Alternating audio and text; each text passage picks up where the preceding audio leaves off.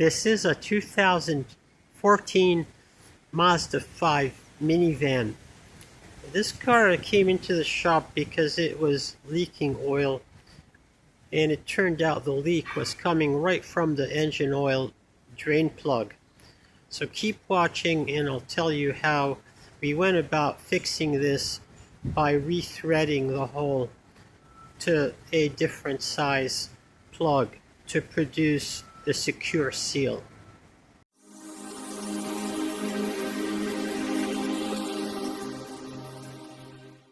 We are looking right at the bottom of the oil pan where the drain plug goes in.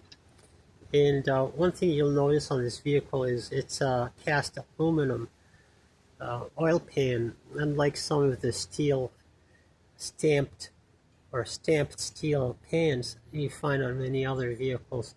But these cast aluminum oil pans are becoming more and more popular. Anyway, what we found is that this plug that came out of this hole is aftermarket plug of some kind, and it wasn't even the right size, and I wish I'd saved it, but the threads of this hole, some of them came right out with this plug.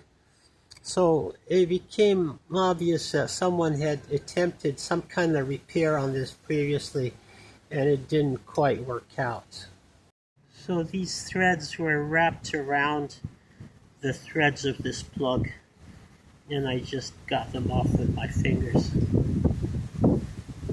So this original plug actually has a magnetic tip. It's a pretty strong magnet. I can lift the socket wrench with it.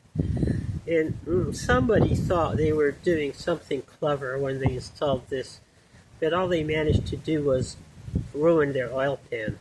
This is my repair kit for rethreading damaged oil pans. So what this repair kit has in it is an assortment of cutting tools for tapping holes and an assortment of new plugs. Now the tapping tools that are here are M13s for rethreading M12 holes, and then there's a M15 for rethreading 14 millimeter holes, and this is actually the one that I used on this Mazda. And then you have some larger sizes. This tapping tool has the same thread pitch as the original, which is 1.5 millimeter pitch, but it just enlarges the hole to 1 millimeter larger diameter. Here's how we retap the hole, and I actually did this off camera. This is going in very easily, but it was not much harder to drive it in. And you just have to keep going until you get to the even portion of the tapping tool. And you remove any metal shavings that come out.